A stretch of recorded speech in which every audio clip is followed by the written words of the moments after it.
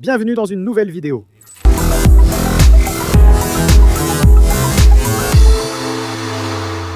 Le jour est venu, les frères, où nous allons installer de nouveaux freins sur la Maserati.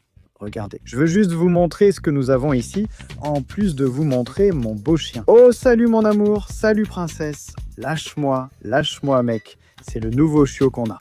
Pour Mitaoumi, elle s'appelle Oumi bébé et elle est très curieuse. Et il est très curieux. C'est un chien très curieux. Oui, c'est un chien très curieux. Mais l'important est de ce côté vient. Ces freins m'ont été envoyés par le bon Ken Cavazos. Et je vous laisse ici son contact pour que vous puissiez aller le remercier. Parce qu'il me l'a littéralement offert. C'est un super cadeau et je te remercie beaucoup, mon Cavac. Mais je ne les avais pas encore installés, ça fait déjà 2 mois que je les ai et je ne les avais pas mis par paresse et à cause de différentes situations. Les voyages.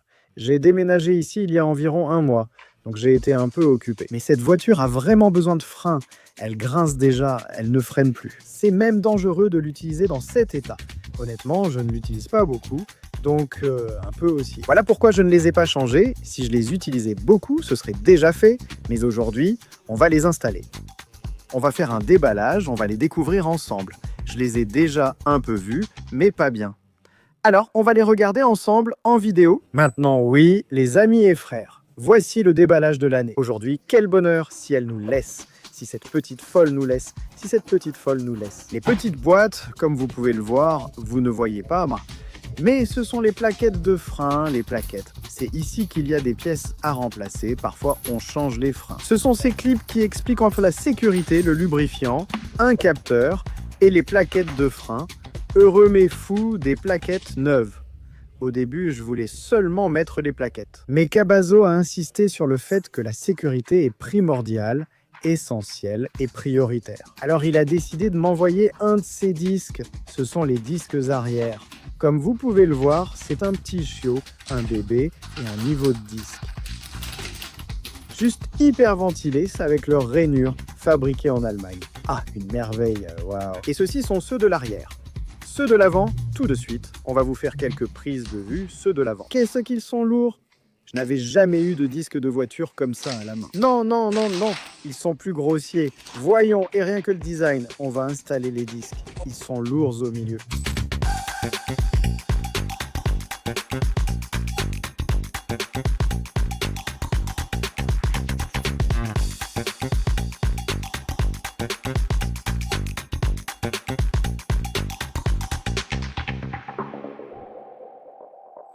Maintenant, on a tout ce qu'il nous faut, la voiture. Eh bien, la voiture, c'est important. Quoi? Le cric, le frein. Et on va aussi utiliser le WD 40 Easy Reach. Je vais vous expliquer tout de suite pourquoi. Ce que j'aime avec l'Easy Reach, comme son nom l'indique, cette paille nous aide à atteindre des endroits où normalement on ne peut pas accéder. Tu le mets dans une position et il reste comme ça. Alors, c'est super parce que justement dans les freins, les choses demandées se resserrent beaucoup avec le changement de température. L'eau, la saleté, ici à Miami, la rouille.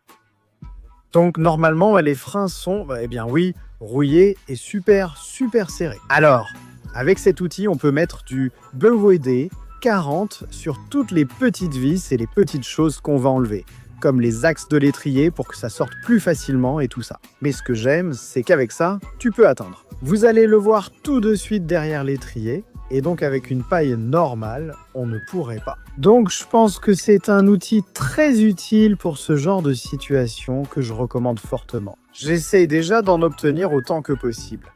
Parce que tu peux l'utiliser normalement, en spray normalement. Ou tu peux mettre celui-ci pour qu'il soit droit, ou bien l'amener là où tu veux aller. Ce qui est vraiment génial. Mais bon, continuons. Aussi, une des raisons pour lesquelles j'avais vraiment besoin de changer les freins, regardez comment la voiture bouge. Vous avez vu? C'est parce que le frein à main est électronique. Donc, j'imagine qu'il n'y a pas d'autre étrier ni rien. Donc, je suppose que c'est lié au fait que la voiture n'a plus de plaquettes. Ce qui fait que le frein à main ne fonctionne pas. Donc, en ce moment, littéralement, la voiture est maintenue par la boîte de vitesse. Et ça m'embête beaucoup. Alors, espérons qu'avec les nouveaux freins, le frein à main fonctionnera à nouveau. C'est un bijou, mon cric. Mon cric industriel, regardez-moi ça. N'est-ce pas qu'il est vraiment identique? Je ne sais pas, c'est le même frein, c'est la réalité, ce frein est vraiment costaud. Mais voilà, il n'est plus là. Dans les derniers, ils ne vont même pas jusqu'aux lignes, comme c'est le cas pour moi. Il arrive même qu'il mente sur l'état des plaquettes, n'en parlons même pas. Je regarde, j'analyse et j'essaierai de tout changer, sans enlever l'étrier. En réalité, je ne vois pas l'intérêt de devoir enlever l'étrier. Bon, non, il est juste... Comment ça va rester et je ne sais même pas de quoi il s'agit, mais bon, oui, c'est ça. D'accord, alors là, tout de suite, ce que je vais faire, c'est monter à l'appart pour prendre l'outil qui me manque. Mais en attendant, je vais laisser desserrer. Je m'occupe de tout. Parce qu'avec la chaleur, la température, l'eau, la rouille, parce qu'à Miami, il y a énormément de rouille, ce qui abîme encore plus la saleté. Avec tout ça, les vis et toutes les choses qu'il faut enlever se serrent bien fort. Je vais leur mettre du WD-40 et les laisser s'assouplir. Je prends mon outil, allons-y. D'abord, je vais en mettre sur l'entretoise. Ce qui est bien avec cet embout interchangeable, c'est que si tu l'utilises normalement, il sort normalement. Et ici, oui, on va l'abîmer. Cette vis, je dois aussi l'enlever, donc je vais en profiter. Ça rentre jusqu'au bout, même si tu ne le crois pas. Et si tu mets cette pointe, c'est pour atteindre des endroits comme ici derrière, où avec la pointe normale, on ne pourrait pas arriver. Magnifique. F, ce coup semble terrible. Honnêtement, ça m'est déjà arrivé. On me gronde, je l'ai frappé, ce n'est pas grave, on vivra avec ce coup. Ici, je ne compte pas refaire la pointe. Et comme c'est en bas et que la voiture est basse, en réalité, ça ne se voit pas. Mais là, en le regardant, ouf, ça se voit vraiment. J'ai rigolé. Regardez comment il enlève toute la saleté, la rouille et tout le reste. Voyez, on a plié cette pointe et elle reste ainsi. C'est une merveille. Alors maintenant, je vais appliquer Easy Reach ici, bande de Chulada. On va en mettre aussi sur celle-ci. Si tu veux l'appliquer normalement, on la remet à sa place d'origine, c'est parti. Ou tu veux vaporiser en éventail. On va nettoyer ça, ça va être incroyable. Je vais enlever l'entretoise que j'aurais dû desserrer, on va desserrer celle-ci. Maintenant, je veux enlever ces broches qui, selon moi, devraient sortir avec un petit coup. Allons-y. En effet, il faut leur mettre plus de WD-40. Ça n'a pas l'air facile, hein? Je vous le dis. Je commence à m'inquiéter pour le pari, et vous savez quoi? J'ai aussi besoin d'une petite lampe frontale. Je sens que ça m'aiderait beaucoup, je sens que ça résoudrait beaucoup de choses d'avoir une petite lampe sur la tête. D'accord, je crois qu'ici on peut se rendre compte qu'en réalité on avait vraiment besoin de freins. Clairement, celui du bas et le nouveau. Quel abus! Et vous savez quoi? En l'achetant, je l'ai conduit et j'ai demandé au gars. Il n'aurait pas besoin de nouveaux freins. Il m'a dit « Non, je viens de l'emmener chez le mécano et il tient encore 10 minutes. » Ou 10 000 km. Le plus simple, c'est de changer les freins. C'est ce que je fais. Mais non, pas du tout. Mec, ça sent mal, ça freine pas, ça fait du bruit. Clairement, il manque des freins. Mais le gars, non, ils sont au point. C'est bon, mais bon, on est déjà dessus. Et enlever les pièces, c'est facile. Les remettre. C'est ce qu'on espère, que ça ne devienne pas compliqué, mais oui, c'est plus compliqué. Et espérons que sans les plaquettes, le disque puisse sortir. Ouf, quel gros freinage! Ce vaisseau est vraiment un gros vaisseau, les gars, ne vous laissez pas tromper. Les gens le critiquent parce qu'il est italien et qu'il tombe en panne. Espérons que ce ne soit pas moi qui doive dire « Oui, il tombe en panne ». Je l'ai déjà vécu, mais ça n'enlève rien au fait que c'est un gros vaisseau V8 italien. Plus de 400 chevaux de gros freinage. Le style se remarque et j'adore ça. Maintenant, ça me plaît. Je suis content du vaisseau. Maintenant, on va retirer le disque. Ça, c'est vraiment simple. Ce sont littéralement ces deux petites vis ici. D'ailleurs, c'est desserré. Et celle-ci aussi, il suffit littéralement d'enlever ces vis. Évidemment, le disque se serre quand tu cernes la roue avec les gros boulons de la roue. Donc en fait, ceux-là servent juste à le maintenir en place. Ah, je croyais que ça allait sortir facilement, mais non. Le moyeu est jusque là. Vous voyez? Comme ça ne va pas sortir. C'est une blague? Heureusement, le drifter est préparé. Regardez ça. Tu vois, Allen? De la plus petite à la plus grande. Millimétrique en standard. Oui, monsieur. Voyons laquelle c'est. Je pense que ça va être du Dix, oui. 6 heures des plus tard, vous ne savez pas? Les frères, j'ai dû aller chez Home Depot pour un adaptateur. Parce que ma clé à cliquet est en demi-pouce. Et cette douille Allen est en 3/8. Donc j'ai dû acheter l'adaptateur demi-pouce 3/8. Mais nous sommes déjà de retour. Maintenant, on enlève l'étrier que le drifter ne voulait pas. Allons-y, waouh! On enlève le disque à la poubelle. On met le nouveau disque. Voilà, il est en place. On met les vis, on en termine une, on en termine une autre. Puisque j'ai retiré l'étrier, je vais installer les plaquettes ici. C'est sûrement plus simple de les mettre sans l'étrier. Ensuite, il faut tout serrer. Ouf, regardez comme l'étrier est beau comme ça. qu'est-ce que c'est joli le neuf, non? Honnêtement, eh bien oui, je veux dire, il y a des choses qui, avec l'usage, prennent aussi du caractère. Oui, l'usure leur donne un certain style. Mais les choses neuves comme ça, c'est toujours appréciable. Donc voilà, on va l'installer. Quelle est la prochaine étape? Plaquettes et axes de frein neufs, tout était neuf. Ici, on n'aime pas, surtout pour tout ce qui concerne la sécurité, on préfère ne pas ajouter des choses qu'on ne devrait pas. Elles sont neuves et identiques. Celle-ci vient de l'autre côté. Allons-y, il faut s'en souvenir. Comment est-ce qu'elle est sortie pour pouvoir la remettre exactement de la même façon? Normalement, évidemment, enfin, si les plaquettes frontales sont neuves, il faut ouvrir les pistons. Mais bon, oui, voyons, on va essayer de les ouvrir avec l'étrier. Je veux dire, avec le disque. Là, comme dirait mon père, il faut y aller jusqu'à ce que la veine saute. Je pensais que j'allais faire tout un spectacle, mettre ça comme des tendeurs, mais ça n'a pas été pile poil. Vraiment pile poil, mon pote.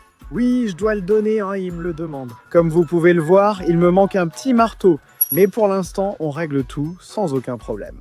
Le premier est déjà fini, frère. Honnêtement, je n'aime pas le dire, car c'est comme une malédiction. C'est comme dire, pas de circulation. Puis tout s'arrête 5 mètres plus loin. C'est pareil ici, tu dis, hein? Ah ben c'est facile. Et ça commence. Tu casses une vis ou pas? On préfère ne pas le dire, mais... Celui-ci, on l'a changé facilement. Regardez, c'est comme si je l'avais emmené chez le concessionnaire. Frère...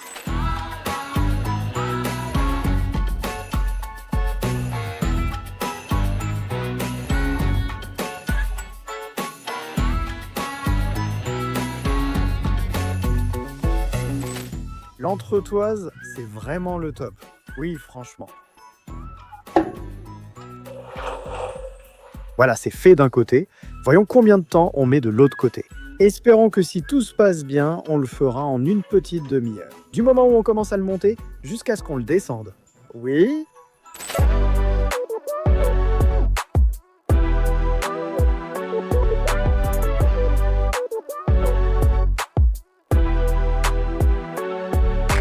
On avance à un rythme record, hein, mais c'est bizarre que celle-ci soit desserrée, mais je ne veux pas non plus le faire comme ça. Super rapide pour battre le record, parce que j'aime bien laisser les choses propres, bien faites, et tout à sa place. Donc, ce que je veux dire, évidemment, je le fais sans m'arrêter, c'est à ça que je faisais référence en disant qu'on va battre le record. Les erreurs, on les a déjà eues là-bas, mais oui, ce que je dois faire, c'est laisser tout propre, bien rangé, à sa place. Ça ne devrait pas être comme ça, n'est-ce pas?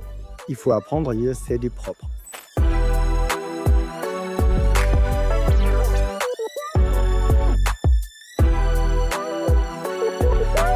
Servi, jeune homme. Ouf, comme ils ont l'air bons, Ma chère Ati, quel bel frein en général, non? Neuf ou usagé, peu importe.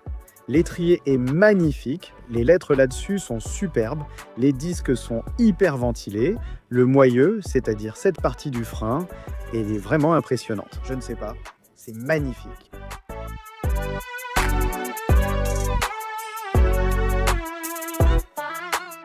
D'ailleurs, j'ai mis 40 minutes et j'ai déjà rangé tous les outils. La voiture est déjà à sa place, tout est déjà rangé. Il ne me reste plus qu'à jeter les disques parce que franchement, je ne sais pas quoi en faire. En fait, au Mexique, tu les vends au poids et tu gagnes pas mal d'argent, mais ici aux États-Unis, quoi? Poubelle, je suppose? Non? Franchement, c'est vraiment des déchets. Là, ça devient un peu compliqué pour moi. La clé en croix, même si la clé correspond à la taille du boulon, elle ne s'adapte pas exactement. Donc j'ai déjà forcé dessus. Et j'ai l'impression que ça peut s'abîmer et on ne veut pas l'abîmer. Alors je ne sais pas quoi faire. Là, je vais mettre du WD-40 dessus. Ce qui va évidemment beaucoup aider. Et espérons que ça nous aidera à desserrer les vis, parce que sinon, on va avoir un gros problème. Mais bon, allons-y et continuons d'essayer. Pour l'instant, je vais mettre du WD-40 sur toute cette partie. Le BC Bridge. Regardez, je vais en mettre par ici et je vais commencer à desserrer. J'ai ce petit pistolet, un peu comme à percussion. Honnêtement, il ne va pas le desserrer, c'est clair pour moi, mais j'espère que les vibrations vont aider. Avec ces trucs-là, parfois ça le dessert. Ce n'est pas trop demandé, ces trucs sont costauds, hein, mais ils sont serrés à mort. Voyons voir. Si ça aidait un peu? Je crois que non. Non. Je ne veux pas de problème, bande. Ouais, ils sont très serrés, et le problème, c'est que ce truc ne rentre pas. Regardez le jeu qu'il a, il a beaucoup de jeux et c'est exactement la même mesure. C'est une douille de 17, regardez. elle a presque aucun jeu. C'est-à-dire, celui-ci, oui, je pourrais dire que ce 17 est le bon, mais celui-là, non. C'est étrange de faire ça avec celui-ci. Non, même pas proche. C'est bizarre. D'accord? Les amis, nous, on va essayer quelque chose qu'on ne devrait pas faire, mais on y est déjà. On est là, non? Ça roule? Déjà là. Espérons que rien ne casse. Waouh! Et je n'aime pas ça, je n'aime pas ça. Et évidemment, Thiel, il y a beaucoup de flexion dans la poignée, parce que la poignée est en plastique, qui est ici à l'intérieur. Donc là, oui, on perd beaucoup d'énergie. Mais voyons si on l'enfonce plus à... Voyons, essayons avec celui-ci. Le plus important dans tout ça, c'est que la vis, oui, Que l'écrou s'insère toujours parfaitement droit. Sinon, si... sans ça, inutile d'essayer. Tu as cassé la clé à cliquer encore une fois. Oui, monsieur, j'ai déjà cherché pourquoi celle-ci ne va pas bien. Si vous regardez bien, il est écrit 11/16e 17 mm. Mais 11/16e, en réalité, c'est 17,4. Alors, ce 4, c'est ce qui fait qu'il y a autant de jeux, parce que la 17, la douille de 17 toute seule, elle rentre très bien. Donc ce dont je vais avoir besoin, c'est d'une douille de 17 et d'un. Je ne sais pas avec quoi je vais le desserrer, parce que j'ai déjà essayé de le desserrer avec un manche, c'est-à-dire avec un. Parfois, j'utilise un cliquet énorme et je l'ai cassé. Je ne sais pas si c'était de mauvaise qualité, mais oui, je l'ai cassé. Donc je vais devoir aller chez AutoZone pour voir ce que je peux trouver afin de remettre la roue. Bon, maintenant je te crois. Bon. En vérité, oui, je me suis arrêté dans un atelier de pneus car je ne pouvais pas gérer les outils. J'ai vu à quel point la clé à choc avait du mal. La clé à choc, en fait, elle donne des coups. C'est-à-dire qu'elle frappe, puis elle revient. Elle frappe, elle frappe, elle frappe. Et ça fait que ça se dessert beaucoup plus vite. Donc ça a vraiment été difficile pour la clé à choc. Donc je vous assure que je n'aurais pas pu le faire. Même en achetant une clé plus longue, c'est-à-dire une clé plus longue. J'aurais soit abîmé la vis, soit cassé la douille, ou quelque chose comme ça. Mais oui, ce genre de choses doit se faire avec une clé à choc pneumatique, et on n'a pas fini de voir. Donc je suis passé par l'atelier, franchement je suis passé par l'atelier, et j'ai préféré m'arrêter. Excellente décision. D'accord, deuxième round, deuxième essai. Bien évidemment. Je lui ai demandé d'enlever les entretoises, et maintenant on peut continuer. On avait une clé de 13 à l'avant, et je suppose que c'est pareil ici. Tout aussi lâche, et on voit que celui-ci... Différent. C'est ça. Je vais d'abord enlever les broches. Là, j'ai fixé la voiture. Et ici, derrière, tout est bien sec. Heureusement, nous avons... Celui de derrière est plus tendu, ça nous a un peu inquiétés. Ça veut dire qu'au moment de le mettre, ce sera plus difficile. Derrière, il lui faut vraiment du BVD 40. Allons-y, ça arrive. Celui-ci m'a vraiment posé problème à enlever. Ce qui m'inquiète, c'est de le remettre, car comme vous voyez, il a le système de frein à main. En plus que c'est comme un frein qui se trouve sur les freins à tambour, comme les anciens freins. C'est littéralement ça. Donc quand tu mets le frein à main, ça s'active, ça sort et ça se bloque ici à l'intérieur. Donc là tout de suite, comme vous voyez, si ça avait été à cause du Easy Reach, on ne l'aurait pas sorti. Mais oui, ça reste coincé là. Je suppose que c'était bloqué ou quelque chose, car vous ne savez pas combien j'ai eu de mal à le sortir. Ce qui m'inquiète maintenant, c'est d'installer le nouveau, mais je vais voir puisque je l'ai déjà sorti. Si je peux ajuster un peu le frein à main pour qu'il accroche bien, parce que là, franchement, il n'accroche pas du tout correctement. Tu le mets et on entend qu'il fait comme la fonction, mais si tu veux, si tu es au point mort, la voiture continue de bouger. Donc il ne s'active pas correctement. Donc je vais voir si je peux le tendre, parce qu'il a bien une sorte de garniture, c'est juste qu'il doit être mal calibré. Donc on va voir si on peut le calibrer. Et ensuite, on remet le frein en place. Ok, j'ai trouvé comment l'ajuster. Il y a ici une petite roue dentée qu'il faut tourner. J'ai lu qu'il faut le faire avec le disque en place. Donc on va essayer tout de suite, mais en réalité, les plaquettes sont déjà un peu usées. Donc je ne sais pas à quel point on va réussir à l'ajuster, mais même si ça marche un peu, ça va beaucoup nous aider. Regardez, c'est déjà presque au niveau de cette petite plaque derrière. On va mettre le disque. Et le moindre mal, c'est qu'on n'ait pas de frein à main. Évidemment que ne pas avoir de frein à main, ce n'est pas l'idéal. Tu dis que tu ne peux pas faire plus. Alors, on va faire avec ce qu'on a, ce qu'on peut, et voilà, c'est parti. Je le mets, mais je ne sais même pas s'il est centré. Ce n'est clairement pas le cas. Il y a des vis de guidage. Je l'ai fait avec les guides juste pour être sûr. Qu'est-ce qu'on fait? Ça y est, c'est rentré les gars, c'est rentré. Eh bien, le premier est en place, les frères. Pour être honnête, même si je ne suis pas fier du temps que ça m'a pris, ça m'a coûté beaucoup d'efforts. Mais bon, il est enfin en place et il fonctionne. Plaquette neuve, disque neuf, tout comme il faut. Donc lentement mais sûrement, en s'assurant que tout soit bien fait. J'ai dû remettre les pièces d'origine parce que les nouvelles viennent d'un autre modèle. Je ne sais pas si elles viennent d'une autre version ou quoi, mais celles-ci ne vont pas. Et la petite plaque non plus. Celle-ci est très différente. Peut-être que en la formulant autrement, ça irait, mais non, ça ne va pas. Parce que cette largeur ne rentre pas dans l'étrier. Donc j'ai dû remettre les originales, mais bon, voilà. Au final, ce sont des pièces qui ne s'usent pas, donc on n'a pas de souci. Ce sont juste des sécurités, littéralement. Donc eh bien, on avance bien, on passe à la deuxième, on y va. La.